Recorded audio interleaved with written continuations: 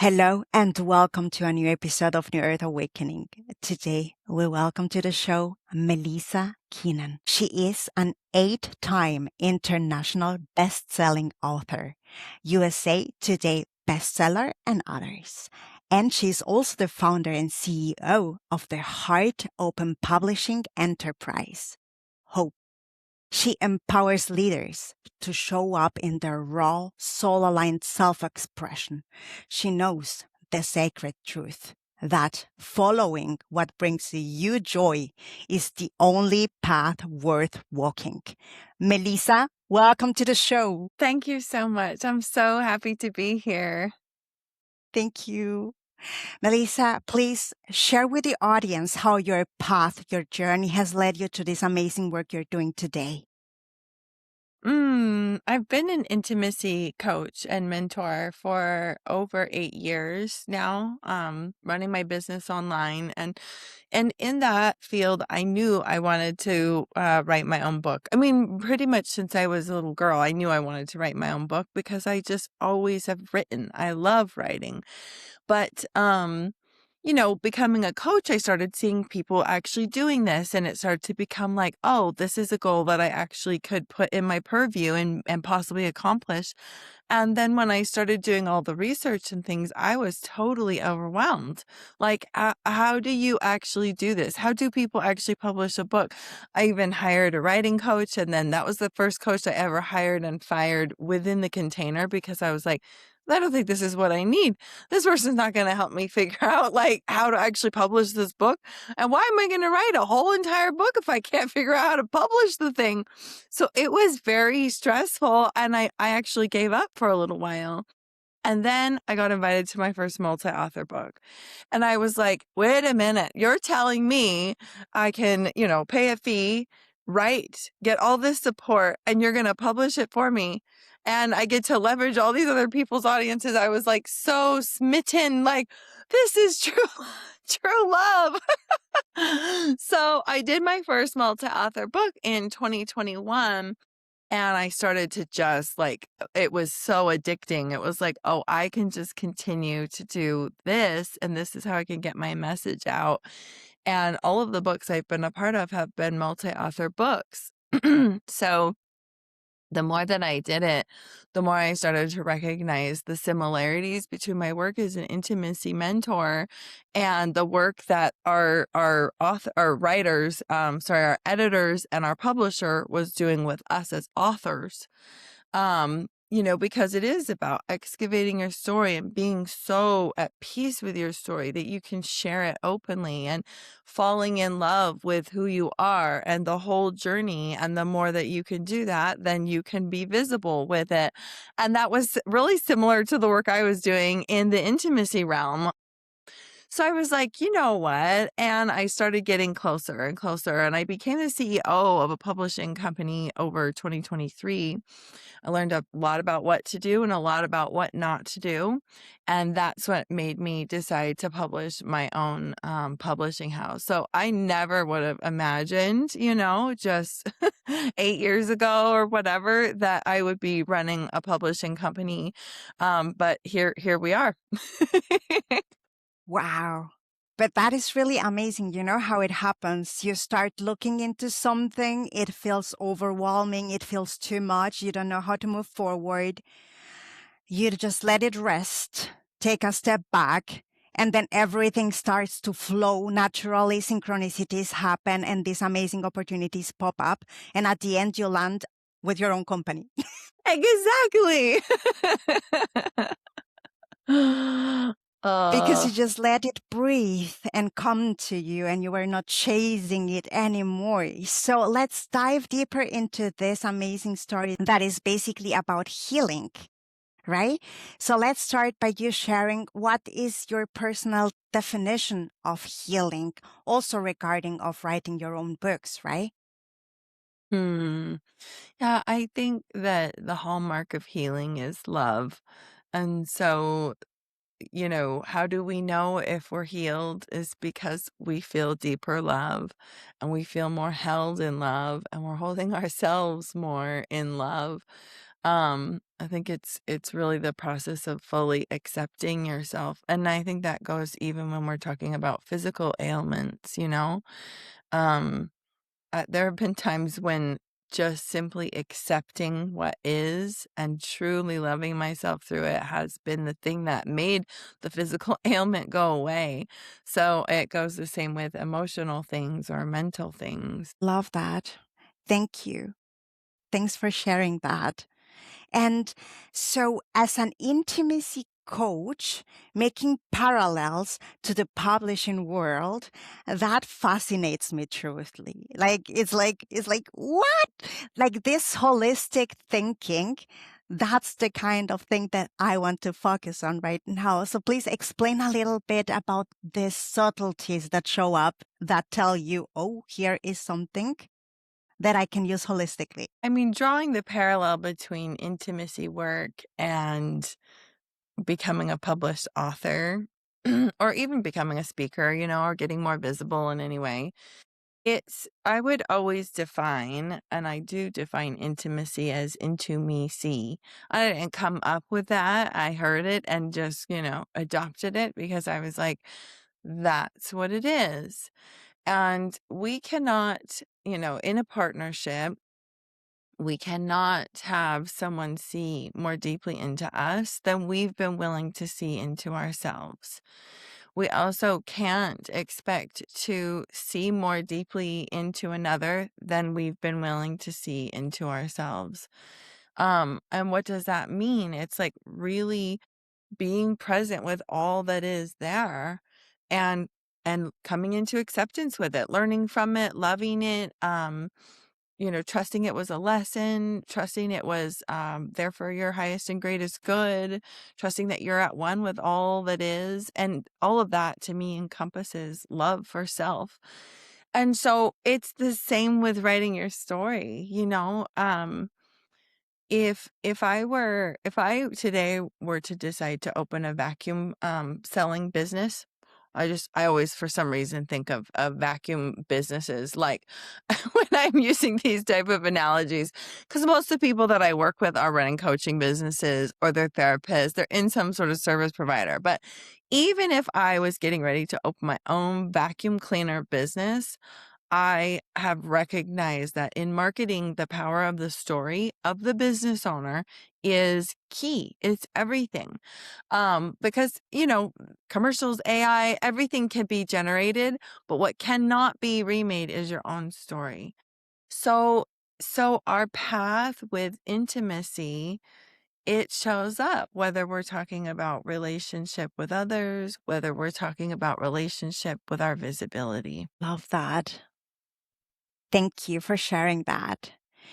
So, moving forward, I wanted to ask you also a little bit about intimacy itself, how you relate to your own intimacy. Like, how is that a building factor of your story? Yeah, that's such a deep, big question that I love to talk about. Just trying to think here what pieces to share. I do think that sexuality is an important part of intimacy, and that's something we haven't spoken to yet on this episode. Because how else to be more vulnerable and exposed and seen, truly naked in your body, in your soul, in your heart with another person. And um that has always been a really challenging thing for me all growing up until maybe the last 10 years or so. What led me to wanting to be an intimacy coach. Um, Challenging because I was raised in a religious background and purity culture was so strong. I thought that any of my desires were bad and wrong.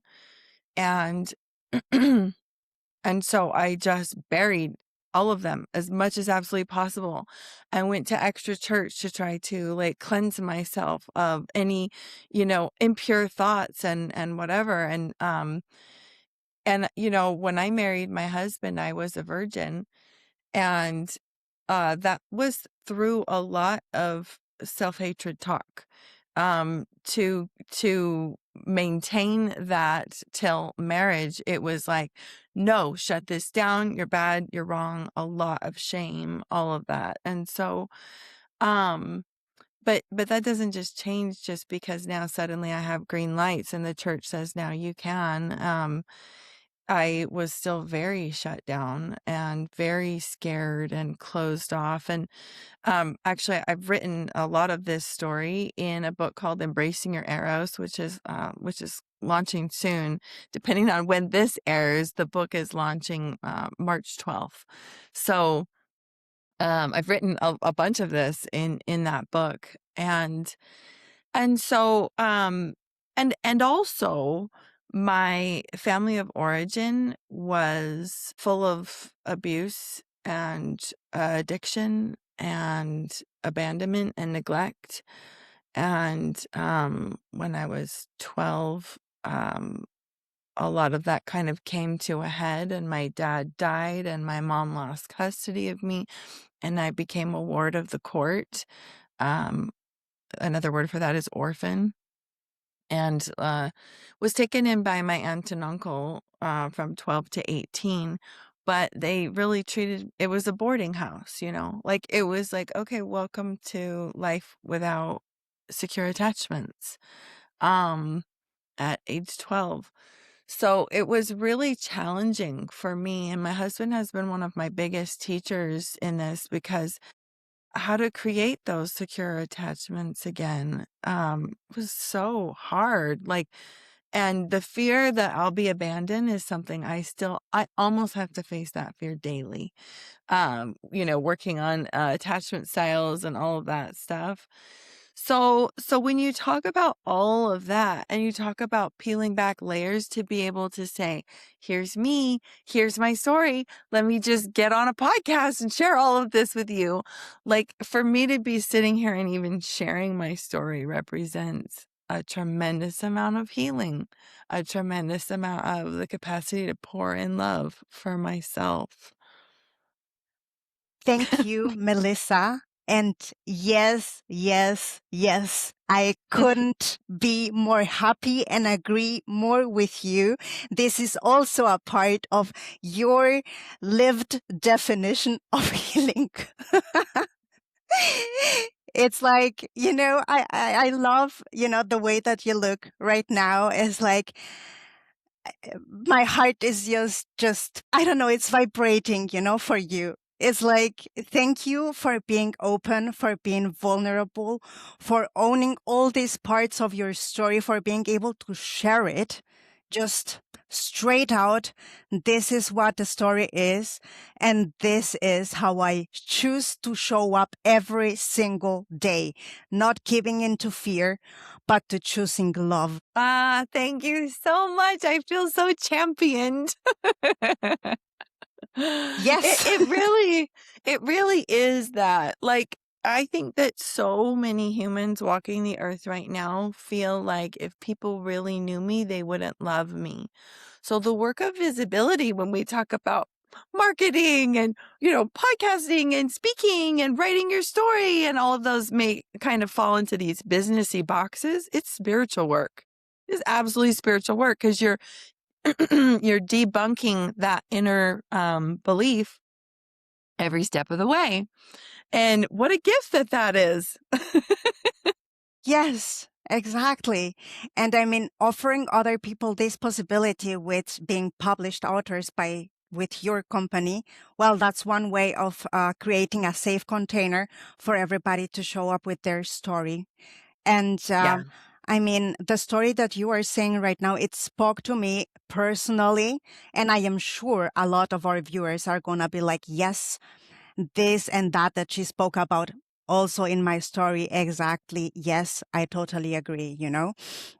So may I ask how your relationship to religion has changed, and spirituality, how does it play a role into that? Yeah. Oh my goodness. It has changed so much. And it's a little tender to talk about because even though I've been out of a high demand religion for 2.5 years, it still feels so fresh. And so, yeah, like I said, raised Christian, um, and was preached to about Jesus from practically the time my eyes opened. And that was, I thought that was something beautiful. I know that my family at the time did that out of love and care for me, but I came to realize a few years ago that all of the preaching about Jesus sent me a message as a little girl that I was bad and wrong and not enough and I needed a savior. And it's a good thing that there is a savior because otherwise I'd be screwed. Is so toxic. I mean, and I have 4 children myself, and I started out raising them as well in a high demand religion, and I think like, "Oh my gosh, I would have never said those words to them." But nevertheless, it was conveyed because that was the nature of the culture of the churches that I was a part of. But I was so devout. I mean, so devout.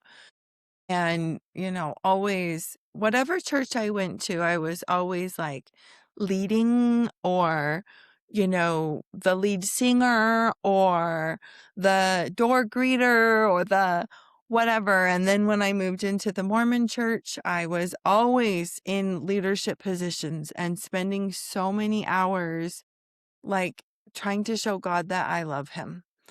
And, I mean, to the point, goodness, once I joined the Mormon church, it gave me the capacity to dial it up times 10. And it was like, I got rid of all, bad air quotes music, or got rid of, anything that wasn't uplifting or didn't point me towards my faith or towards God in media, in any of my relationships, whatever. And it was really hard for the people around me because I was not very touchable. I was not very approachable, not very accepting. um, but I started to one of the things I'll always be grateful for about the Church of Jesus Christ of Latter-day Saints, the Mormon Church, is that they believe in a heavenly mother. And at some point in my journey in that church, I started to like go, wait a minute, I want to know more about this. Like, wait a minute, this is actually different than I thought. And like, where is she? And what is she like? And there's a female example of God. Like, I want to know more about that. And around that same time, someone came to me and said, do you know about Mary Magdalene? I was like, well, yeah, I was a avid scripture reader. I know about Mary Magdalene. And then she said, no, do you really know about her? I was like, maybe not. Yeah, what are we talking about here?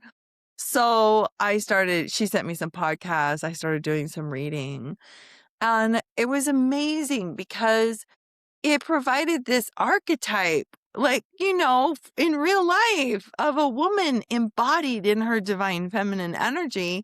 And I couldn't get enough. I was just like, I need to know more. And every kind of shadow that I uncovered from Mary Magdalene, things that had been hidden from the modern, narrative of who she was and what she came to do, it led me to another ancient goddess. In mirror, in archetype, in parallel.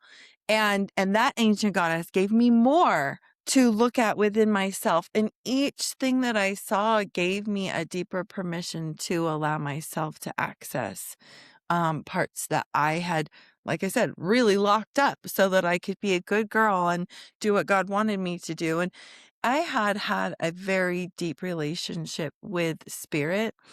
And I'm grateful for, I was taught that you would know that something was true or right through your feelings.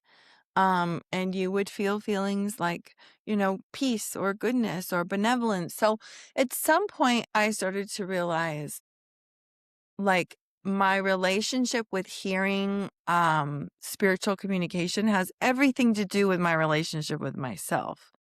And so I started to clean the vessel, like, okay, well, then I need to love myself and I need to work through my feelings, or else I'm not going to be able to get like the inspiration.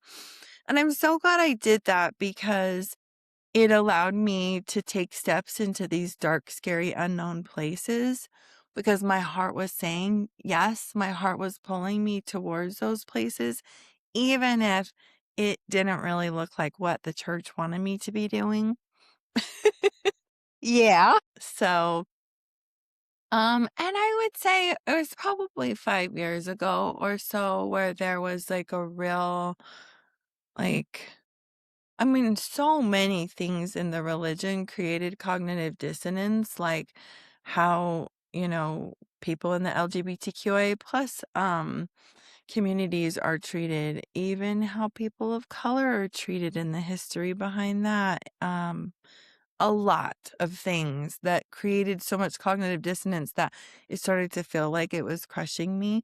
But ultimately, I was like, well, I'm going to stick with this because this is, for some reason, this is the way God has things, or, whatever. And then it was 2.5 years ago in the summer, in a cabin in the middle of Colorado in the mountains. And I went to sleep and I had this huge dream where I saw myself as two separate people. There was my true self, and then there was my pious, religious, little Mormon housewife version of myself. And I watched her get to live my life while I, my true self, sacrificed and remained silent and invisible until I came to the finish line thinking this was what I was supposed to do, and learned I had sacrificed for nothing and someone else was living my life. And I woke up from that and sobbed for 6 hours and was like, nope, we got to make some changes. I am living a double life and I'm not doing this anymore. Wow. That's really awesome. I love that you had this dream. I love dreams. They tell you really so much. They So are much. archetypal. They are illuminating if you listen to them, to the information. I love this. Oh my gosh. So you started making changes. And so what happened to the religion at this point, and how did your path develop? So I shared with my husband right away. It was very scary. In this religion in particular, family is everything and your religion is everything. And if you don't have both of those in line, there's a lot of discomfort. And so I was terrified, and I went to my husband and I said, I don't want to do this anymore. Like, here's the dream I just had. And we walked on this dirt road for like 3 hours while I just sobbed and sobbed and sobbed. And it was so incredible the way that the dominoes went after that. I thought I would still just keep going for a while, like in a transition or something. But everything started shifting. Like the universe was like, she's ready, and pieces just started shifting. So, um, it's little details of like random synchronicities. I won't tell all the details just because, but like as I went to each kid and shared, this is how I'm feeling, and I don't align with this church anymore. And I'm so sorry. I know this is hard. And every single kid had the same feeling. And my oldest, who was around 14 at the time, started crying and was like, I thought I felt this way for, my whole life. 14, she says, but she's like, I thought I was gonna have to hide this and keep it to myself because I thought we were in this for life, and it didn't matter if I had questions or doubts, that I just had to be here. And so within 6 months, my whole family left together. And that's something that I feel like I always say I still believe in miracles because, like, I've seen families completely fall apart over difference in religion, and we came to a unified decision all together, and it brought us so much closer. Yes. So, I mean, what led me to deciding to leave? Like, I had already started a lot of waking up my spiritual gifts, exploring these different things about the divine feminine. And I was teaching that regularly in my work. Spirituality has always been a big part of my work, whether I'm working with a client on intimacy or writing in visibility and marketing and whatever. So, um, so I already had a lot of spiritual practices, and if anything, like right now, I feel like the most spiritual thing that I can do is accept that I don't have all the answers. That was really hard and still is challenging. Like when you're in a high demand religion like that, there's a lot of perceived safety and security that comes from believing I know everything. And I have given myself the space and grace to question every spiritual insight I've ever received, every communication from ancestors I've ever received, all of it. What does it mean what does God mean? What does a godmother mean? What does angels mean? Like all of it. And be in this place of uncertainty and allow myself to just lean in that way. Like I've also had in the last few years some like memories of past lives that have resurfaced. And I'm also not quick to fully throw that label on them. Like, I'm not 100% sure that that's what these are, but I think so. And I'm going to allow myself to be in the nuance that I don't really know. And boy, that's uncomfortable. Yeah, but that's like total like trust for once, you know. You're trusting you know what you need to know whenever you need to know it. Not before, not after, but whenever you need it, it's going to be there. The information, you're curious, you want to find out more. And that opens also the door for spirit to let you know more, to give you more information, more input. So I love that. So please, now let's dive a little bit deeper into Mary Magdalene. Because we have been speaking about her without speaking about her too much. But I am really curious to know more about Mary Magdalene from your point of view, how you have gotten to know her. Thank you. Yes. So, as I mentioned, seeing her I used to think pretty much nothing about her. It was like, oh yeah, she's like a side character in, the movie featuring Jesus, and it's actually so devastating, and it really parallels, I think, so many women, story and experience, with being a woman of power and having your story completely erased. Being so many things and similar with, what I feel about religion and things with Mary Magdalene. I don't know all of the answers. I know a lot of threads of stories, and I know stories that contradict one another, and about who she was and what she actually did, and all of these pieces. But it doesn't really matter. I think that we get to gain the medicine from Mary, despite, whatever is exactly true. But some of the things that really have inspired me about stories that I've heard about Mary Magdalene, particularly relating to her relationship with Jesus or Yeshua, this potential for like a true soulmate union for two individuals who are so embodied in their divinity and the truth of who they really are to come together and have a partnership. And what does that kind of love create? It creates ministry. It creates magic. It potentially creates resurrection. Through that sex, through that love, through that intimacy. So you can imagine that I was like, okay, I'm studying that. I want to know more about that. And so my journey with Magdalene has absolutely increased my relationship with my own sexuality and full self-expression and being really unapologetic about being in my pleasure and pursuing my own eroticism. That's been so fun and amazing. And no religion ever taught me that that was okay. So, and it's incredible to me because as I have done that, I knew about principles of manifestation, and I had approached manifestation with this kind of grinding energy, like, okay, if I do these things, then these things are supposed to happen, and I'll hope for that, but not attached to it. And, manifestation is challenging when you're first learning it.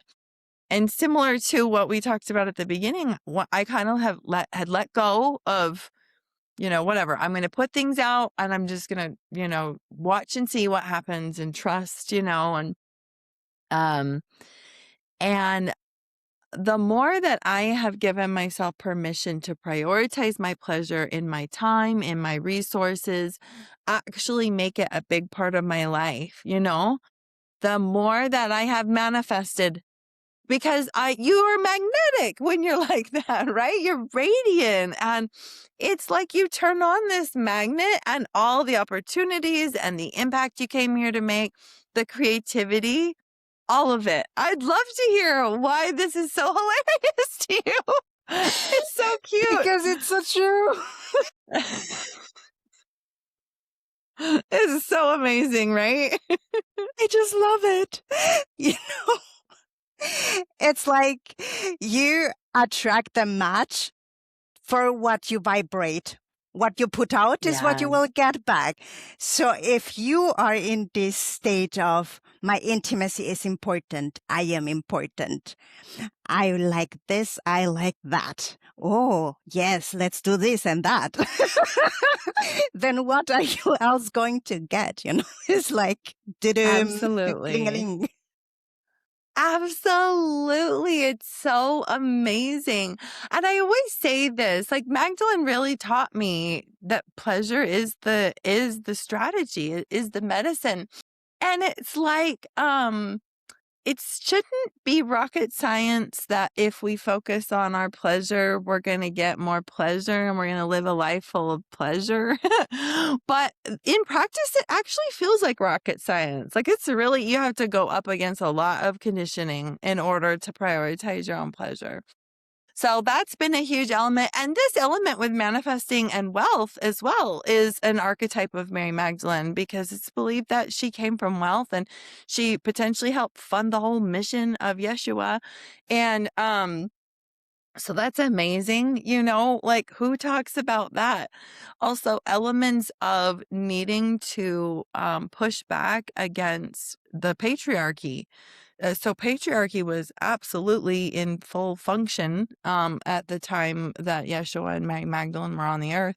So this capacity to be angry and be fierce and stand for what you have been taught and what you believe to be true. And I believe she had to do that. We don't know what the circumstances are that led Mary to need to flee and go to France. But she, the legends say that she showed up in a tiny boat. It doesn't sound like a really planned trip. Like, oh, people didn't just pick up and move to, a whole new country across the ocean, at that time. So it's likely that she was pushed away or ran out, because of maybe jealousy because of her close relationship to Yeshua and the things that she knew, maybe because of the things that she taught. And so all of these are layers that women today get to look at and confront in ourselves, because we've been sanitized and silenced and things in the same ways. And some of us more than others, women of color, I think, historically have held on to our deeper spiritual roots, our connection to the earth, our connection to the divine feminine, our connection to our sexuality, and have been shunned for it even more so. And so I think that it's amazing to me, because I think Mary Magdalene's story is resonant with women of all cultures. Yeah, absolutely. I mean, by the time that she was living, or at the time she was living, if you opened your mouth too much, you could be stoned somewhere just because you said something you weren't supposed to be saying and it made somebody angry, right? Yeah. So, and Yeah. at that time to be able to speak something, and to even show up, it was Yeah. already Radical. controversial. Yes. Mhm. And magical. Exactly. So it's like, this is amazing. So, Melissa, let us know a little bit about the most sacred milestone that you are living through right now. What is this most sacred um, piece that you are cherishing the most in your life right now? Whoa, what a question. I'm gonna need to sit with that question for a moment. It's tied to everything that we've just talked about being a sex priestess. I mean, at some point in the last 2 years, that came into my sphere through the bees, actually. Like, through my transition out of church, I formed a deep connection with bees, and I became a beekeeper, and I have had, very regular communion with bees. And they pointed me towards this concept of what archaeologists call temple prostitute, but what, like, the deeper teaching is that, like, my body is the entrance to the temple. My body is the entrance to the divine. And pleasure isn't just frivolous, and it's certainly not bad. It's actually like our channel. It's when we feel our divinity the most, and really giving myself permission to go places that I never thought I would go, to be in that relationship with myself and my sexuality. It feels bigger than me, and I don't understand it, and it feels quite scary, and also, like, the most liberated. I really understand now this, shamanic concept that has been carried for generations of heaven on earth. Heaven and hell are here right now, and we could create heaven on earth if we choose. So being in that and being with the healing work that is that, it is so sacred to me. And from the outside looking in, I think there might be a lot of judgment around the things that I'm choosing. And nevertheless, it's that heart soul pull. And it's just been absolutely breathtaking. Thank you so much for this answer. Like, I love, like, my gosh, I just want to say, like, intimacy is such a shadow work, such a work that shows you what you weren't allowed, supposed to, but you really cherish and your heart sings for it. So it's shadow work, and I love that you're embracing it, and I love the bees. Oh my God, how cute is that? Do you make honey? Do you Well, have? they do. Yes, they do make the honey. And yeah, we've harvested several times now because it's been yeah, several years. My husband had bees before I did. And then he kind of gave it up. And then that's when the bees came to me and said, "We have been on your land all this time for you, and you didn't pay attention." Melissa is my first name, and Melissa means honeybee in Latin. So I've always had this connection to bees, but I didn't really like it or care about it until recently. And recognizing their deep connection to all the ancient goddesses. There's bee symbolism in every temple of every goddess. I've not seen one yet that doesn't have bee symbolism. I love. So, what is the bee symbolism signify for the goddesses where you have seen it? Like, what did catch your attention most there? So, I think the reason why there's such a tie is because the bees live in this like beautiful harmony together, and they do everything in service of the queen. So there's this devoted relationship to goddess. But what's really beautiful about a hive is like a body. Like the hive isn't like 40,000 individual bees. It is that, but every individual bee doesn't think of themselves that way. They think of themselves as like the pinky to the body or the, eyeball to the body. And so it's actually all in service of the hive, all in service of this like greater good. There is so much beauty and symbolism in bees, even sex magic in the ways that bees relate with creation and making new bees and everything. And honey has been connected to like the food of the gods since the beginning of time. It's crazy because even so people have had this sacred relationship with bees for a very long time, and often will go to bees. Now we're learning like, oh yeah, the sound of the hive also is brings greater states of peace or allows your nervous system to settle or things like that. But the sound of the hive has often also been associated with the sound of the creation of earth. It's like the sacred om, the sacred hum, and they just vibrate with it constantly. And so there's an ancient European tradition of tell the bees. It was their prayer. They would go and tell the bees anything that was pertinent for the bees to know.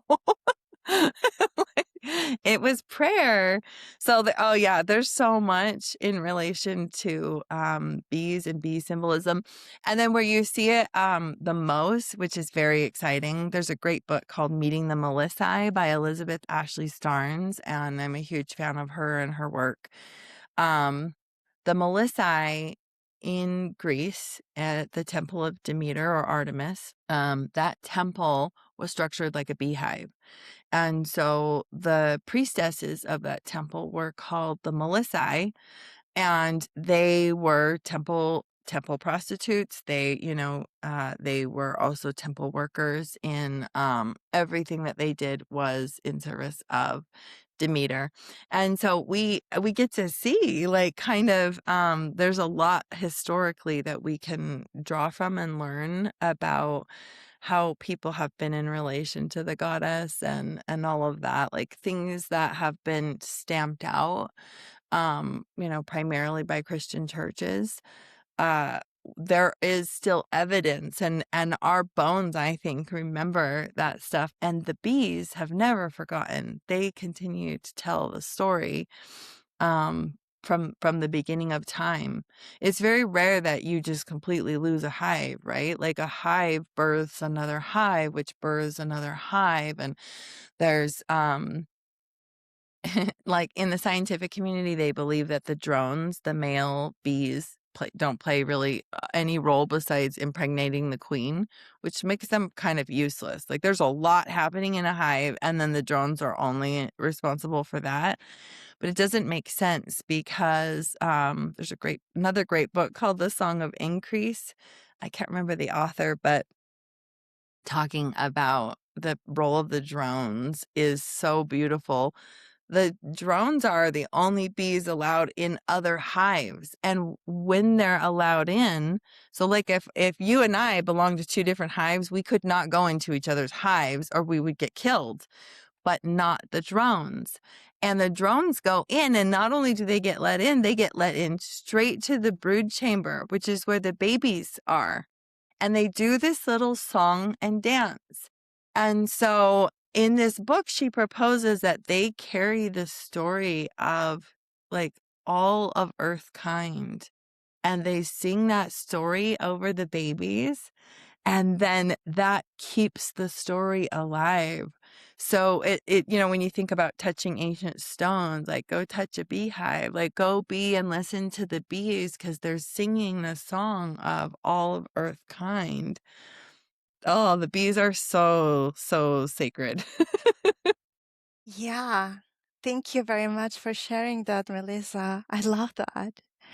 So, we are already speaking about the Song of Earth and creation. So, what is your highest vision for the new Earth that we are co creating right now? This is such a beautiful and important question. And I'm so grateful that you've created this podcast to speak to this because there's an undercurrent. And I get to work with these people all the time. And you're having conversations with these people all the time. It's people who feel like what they're doing is maybe not significant enough, or they're like, I should be serving more people right now, or, I need to be making a bigger difference. But like, each of these people are forming this giant tapestry that's an undercurrent that's changing our world. And I really believe that. Like, still, we currently have leadership that fails us. We have institutions that fail us, systems that don't serve us.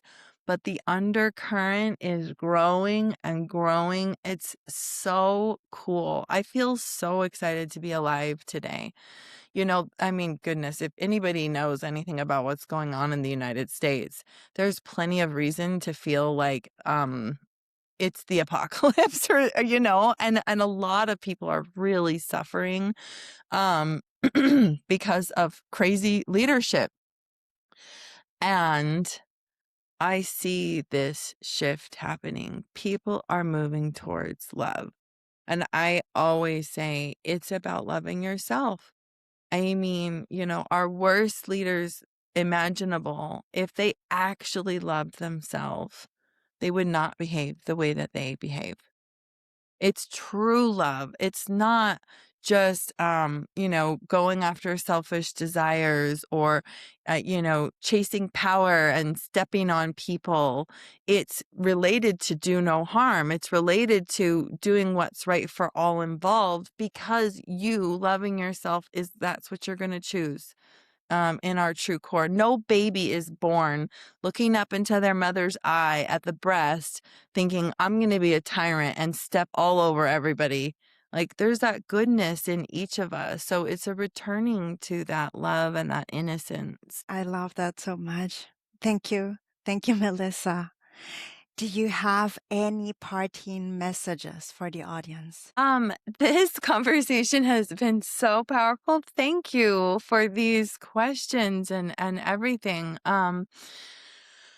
I guess with everything that we've spoken to, because we have covered a lot of ground, my hope is that a listener will feel in, and it's very likely that something I shared today was triggering. And so if someone is still listening, I just invite you to drop into your body, give yourself like a hug, maybe place your hand on your heart, let yourself feel, because a lot of the things that I've shared are confronting, our sexuality. Like we said, it's that shadow work piece, our relationship with our culture and deconstructing all of that stuff. Like it's uncomfortable work.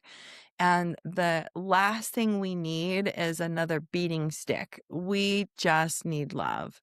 So please do what will allow you to fall more in love with yourself, with whatever stuff has come up. Thank you. Thank you, Melissa. And we will be posting all of your links below.